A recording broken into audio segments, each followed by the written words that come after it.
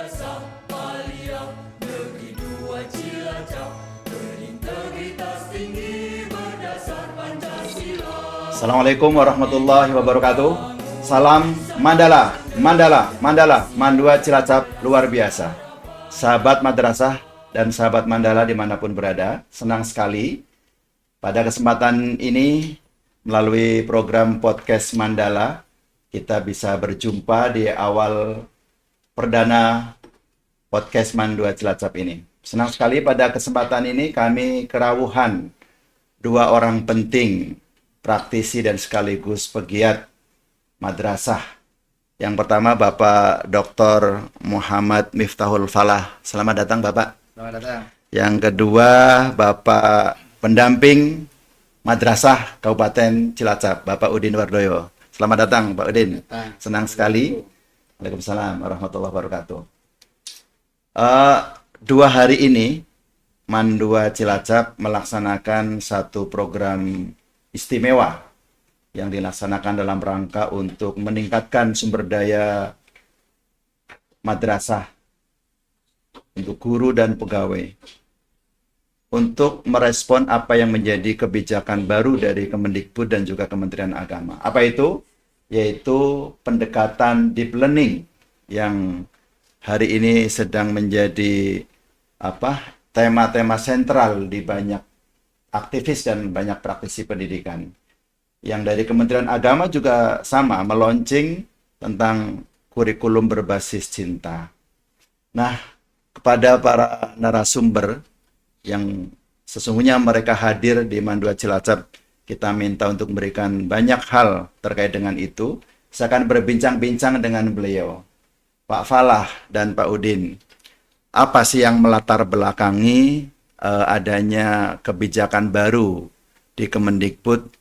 Kita perlu ada satu pendekatan dalam proses pembelajaran yang namanya deep learning. Silakan Pak Misbahul Falah. Ya, terima kasih Bapak Kepala Madrasah. Menarik sekali tentang kalau kita membahas tentang pembelajaran mendalam ya, ini menjadi isu sentral dan isu yang hangat juga yang banyak dibicarakan oleh banyak lembaga pendidikan khususnya di Madrasah Aliyah. Nah, memang pembelajaran mendalam ini menjadi sebuah jawaban besar ya, yang selama ini kita melihat selama COVID-19 contohnya terjadi learning loss ya, krisis pembelajaran yang kita melihat anak-anak memang menuntaskan sebuah step pembelajaran ya dalam sebuah jenjang pendidikan. Tetapi mereka nggak tahu untuk apa gitu. Mereka tahu tentang perkalian, tahu tentang penjumlahan dan seterusnya, tetapi ketika diimplementasikan dalam konteks mereka mengalami kebingungan. Jadi ke depan dengan adanya deep learning ini atau pembelajaran mendalam, ada transisi atau shifting bergerak dari mereka mengetahui sebuah konten materi menjadi penguasaan sebuah kompetensi. Jadi bagaimana mereka bisa memanfaatkan sebuah pengetahuan ke konteks nyata. Itulah esensi dari sebuah kompetensi. Dan dengan deep learning ini, materi-materi yang ada tentunya hanya mengambil materi-materi yang lebih esensial, tetapi dengan dikaji lebih mendalam. Itulah mengambil materi yang lebih esensial. Pertanyaan saya, ini semangatnya kira-kira akan merubah kurikulum yang ada atau kita diperbolehkan untuk melakukan efisiensi materi, kira-kira begitu ya Pak Udin? Benar nggak saya ini istilahnya ini mengefisiensikan materi yang ada? Menurut saya ini masih sifatnya masih tebak-tebakan ya. Artinya langkah selanjutnya dari Dasmen ya, itu mau seperti apa itu masih tebak-tebakan. Tapi saya sih sepakat kalau arahnya memang ke sana. Walaupun saya secara pribadi agak kurang sepakat ketika kayaknya ada kekurang fokusan kepada konten dari sebuah pembelajaran, dari sebuah mapel lah. Tetapi kita lebih fokus kepada kompetensi yang dihasilkan melalui mapel itu. Sekarang kelihatannya kurikulum bergeraknya ke sana. Tadi pagi saya nulis di thread itu, pendidikan itu semestinya adalah cara bagi kita setidaknya mempertahankan atau meningkatkan peradaban. Ya. Jadi, lembaga pendidikan itu semestinya menjadi tempat untuk pengembangbiakan nilai-nilai, pengetahuan, teknologi, Ya. sehingga hidup itu makin bernilai. Bernilai. Manusia tuh makin tinggi. Ya. Tapi sekarang kelihatannya kita harus menyerah kepada bahwa kita nggak bisa kalau kita sekolah tuh pengen kerja. Ya. Kerja itu berarti sisi praktis dari pendidikan. Jadi kadang saya, ya itulah.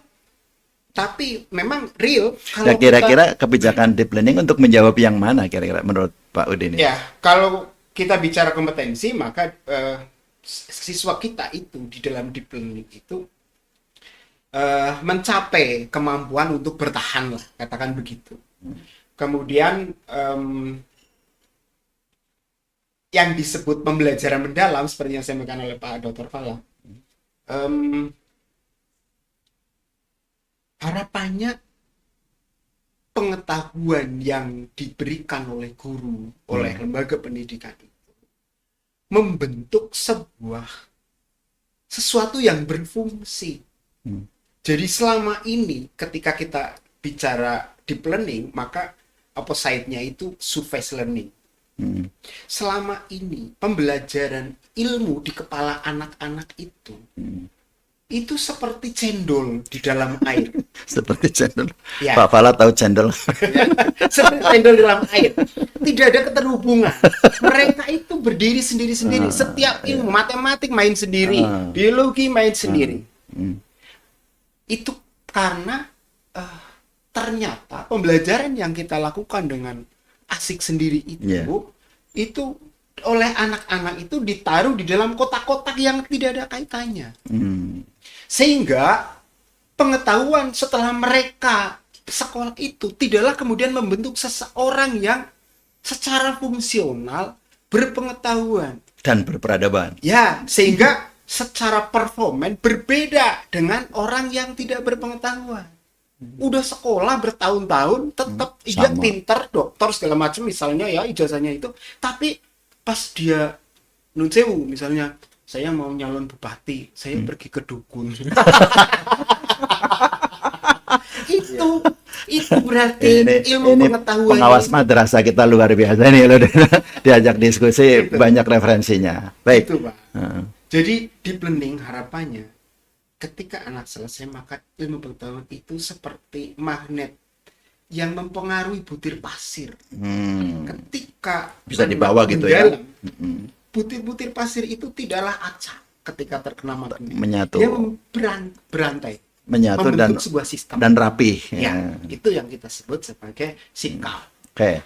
Baik, saya ke Pak Dr. Fala. Dr. Fala, Pak Dr. Fala ini adalah praktisi sekaligus juga seorang widaiswara di BDK Balai Diklat Keagamaan Semarang.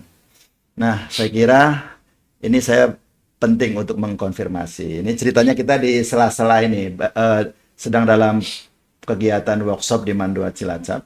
Jadi bagi Bapak Ibu atau para praktisi pendidik, para sahabat madrasah dimanapun berada, Pak Fala adalah salah satu narasumber penting yang kita jadikan pembicara pada pembelajaran deep learning yang direkomendasikan untuk di Jawa Tengah dan untuk di Indonesia kira-kira. Pak Fala, tadi sudah disampaikan dalam 2 hari. Menurut Pak Fala, kira-kira untuk pendalaman buat guru-guru kita sampai memahami desainnya, sampai kepada nanti bisa mengimplementasikan, ini waktu 2 hari kira-kira udah cukup belum menurut Pak Fala? Paradigma dari pembelajaran mendalam itu memang sasarannya nggak hanya siswa ya, tetapi guru juga menjadi bagian yang sangat penting. Jadi growth mindset atau pola pikir yang bertumbuh itu menjadi bagian penting dari pembelajaran mendalam. Jadi guru tetap selalu harus belajar. Pengetahuan guru itu selalu versi beta. Versi beta itu selalu kita upgrade terus-menerus. Tidak ada versi akhir pengetahuan guru. Nah, maka menjadi guru adalah sesuatu pekerjaan yang adaptif. Mereka harus memahami artinya selama 2 hari ini itu menjadi trigger awal bagaimana ini menjadi embrio untuk terus dikembangkan sesuai dengan konteks MAN 2 Cilacap. Ya. Artinya pembelajaran mendalam itu sebuah pola yang unik ketika diimplementasikan dengan di lembaga yang lain tentunya memberikan kemasan yang berbeda juga. Kenapa? Karena pembelajaran mendalam ini adalah kontekstual ketika learning environment atau lingkungan belajar ini dan kemitraan yang ada di Cilacap tentunya berbeda dengan konteks yang lain. Jadi harapannya selama 2 hari ini menjadi trigger awal dan collaborative inquiry dari guru ini senantiasa selalu berdiskusi ya melalui pola AGD yang tentunya ini luar biasa diterapkan di MAN 2 Cilacap, terus bertumbuh bersama dan dengan fasilitas oleh Bapak Pengawas dan Kepala Madrasah ini menjadi pola awal yang sangat menjanjikan ke depannya seperti itu. Terus kalau kita bawa ke kebijakan di Kementerian Agama yang terkait dengan kurikulum berbasis cinta, menurut Pak Dr. Falah bisa nggak itu? Apa justru ini juga jalan sendiri-sendiri juga kayak cendol tadi itu? Jangan-jangan ini melonceng deep learning, pembelajaran mendalam, terus yang sana kurikulum cinta gitu. Ini kira-kira bisa nggak ini dikomparasikan atau disatukan atau bahkan disinergikan gitu, supaya bisa berjalan, jangan kayak cendol dalam gelas yang jalan sendiri-sendiri. Gimana Dr. Falah? Ya, cendol di dalam air ya. Nah, ini sebenarnya kita butuh pembelajaran mendalam itu adalah koagulan. Dia harus membuat mix antara 2 materi yang berbeda, maka itu harus kita satukan menjadi sebuah proses-proses kimia yang diperlukan. Jadi itu adalah pembelajaran mendalam, menyatukan antara konten dengan konteks, antara air dengan cendol. Nah, apa posisi dari kurikulum berbasis cinta ini? Kurikulum berbasis cinta adalah rasa.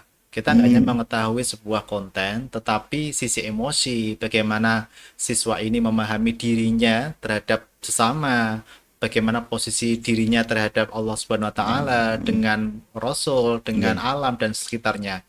Jadi cinta ini memberikan rasa. Sedangkan konten dan konteks menjadi sebuah blend atau ngeblend satu dengan yang lain yang saling menguatkan satu dengan yang lain. Jadi saya rasa menjadi pilihan yang tepat ketika kurikulum cinta ini hadir memberikan nuansa-nuansa cinta dan kesadaran bagi siswa bahwa mereka hadir di tengah-tengah alam semesta. Baik, Pak Udin, 2 hal yang harus kita coba satukan, kurikulum cinta dan pembelajaran mendalam, menjadi cinta yang mendalam. Iya. Jadi bisa jadi hari ini jangan-jangan pembelajaran kita kepada peserta didik tanpa cinta dan tidak mendalam. Kira-kira ada nggak fenomena itu di pandangan Pak Pengawas ini, Pak Udin? Ya, kalau menurut saya memang ada sinyalemen lah ya, atau saya boleh moga-moga salah, bahwa teman-teman guru apalagi yang generasi kesini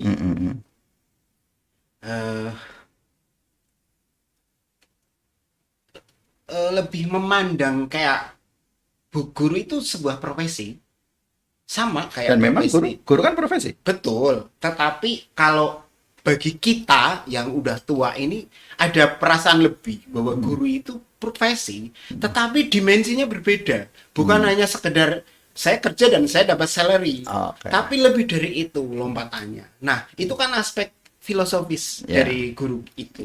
Nah, menurut sinyalemen saya, teman-teman guru-guru yang fresh gitu ya, agak kurang di situ pendekatan filosofisnya sebagai guru, sehingga kadang-kadang mendekati proses pembelajaran itu sendiri menjadi kalau menurut saya itu boleh dibilang kayak kurang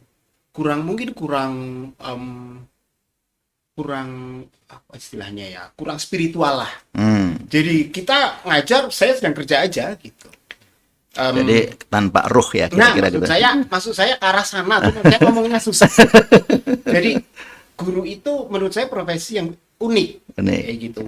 Nah, ketika kita bicara unik itu, maka kita akan merasa lebih dalam, karena kita tidak bekerja dengan benda-benda, tetapi kita bekerja dengan manusia, anak-anak yang kita adalah agen. Tadi saya bilang ada dua peran penting kita, agen pewarisan tata nilai.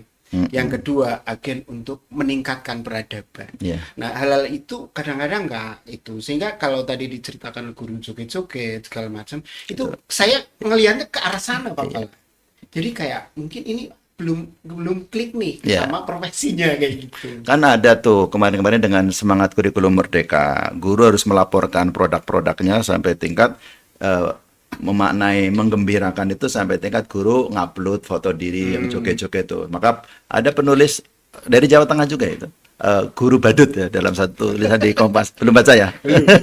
Itu saya lihat itu melatar belakangi munculnya ide apa deep learning sama kurikulum cinta itu. Ya, walaupun mungkin tidak secara langsung ya, tapi memang saya kira satu warna yang bagus lah ketika kita kemudian istilahnya menginsersi kurikulum cinta atau katakan ruh lah ya tadi yang disampaikan oleh Pak Dr. Fala. Kalau saya baca di juknisnya itu jiwa dari proses pembelajaran itu sendiri sebagai soul-nya lah. Jadi cinta. Mungkin harus tercapai kondisi yang secara teknis bisa diterapkan. Karena kadang-kadang kebijakan di atas kita nggak ngerti nih mau seperti apa. Nah, saya sangat berterima kasih dalam 2 hari ini Pak Dr. Fala itu jadi menerjemahkan itu jadi sesuatu yang aplikatif. Baik. Gitu. Ya, Pak Fala, ini mungkin masuk kepada closing diskusi kita ya. Apa yang mau disampaikan buat guru-guru yang mungkin secara nyata belum diberikan bekal-bekal atau training atau workshop tentang deep learning dan kurikulum cinta, karena masih banyak di luar sana yang saya kira belum begitu banyak paham lah ya tentang itu bagaimana saran-saran Pak Dr. Fala dan apa saran yang buat mereka terutama guru Mandua Cilacap yang baru saja mengikuti sesi ini selama 2 hari ini. Monggo Pak. Ya, kata kuncinya adalah pertama menjadi guru pembelajar ya. Kita belajar dari sumbernya itu paling penting. Maka saya terus memulai ketika pembelajaran mendalam itu hadir di Indonesia, maka saya akan merujuk pada buku-buku sumber ya, melalui New Pedagogies for Deep Learning dari beberapa sumber dari Australia dan yang lain itu. Jadi kita memahami dari sumber ini bagian yang sangat penting, karena dengan kita memulai dari sesuatu yang benar, maka miskonsepsi, salah konsep itu benar-benar terhindarkan. Nah, tentunya bagi teman-teman yang guru ya yang belum mendapatkan materi-materi dari sebuah kegiatan workshop ataupun yang lain, bisa kita lihat di YouTube ya, dari YouTube dari Puskurjer, kemudian dari tim formatur dari pembelajaran mendalam ataupun kurikulum berbasis cinta, kita bisa mengakses di sana. Dan banyak sekali ruang-ruang belajar yang bisa kita lakukan. Namun, perlu kita lakukan yang namanya proses-proses diskusi ya, konfirmasi. Karena deep learning tanpa diskusi, tanpa kolaborasi, tanpa bertukar pikiran, maka itu nggak akan terjadi pembelajaran mendalam yang ibarat sebenar-benarnya. orang buta tanpa ada tongkatnya. Ya, maka perlu kita lakukan kolaborasi dengan diskusi dengan guru-guru dengan satu rumpun ataupun yang lain. Jadi mulailah dari sesuatu yang bisa kita lakukan, dari sesuatu yang sederhana seperti itu. Siap, terima kasih. Pak Udin, ada kesan-pesan buat mereka yang belum mengikuti workshop diklat seperti yang di Mandua Cilacap laksanakan, kira-kira seperti apa? Ya, saya kira pasti terjadi sama kayak kasus kurikulum merdeka itu, bahkan belum sampai ada di daerah-daerah tertentu yang baru 1 tahun melaksanakan tiba-tiba udah selesai.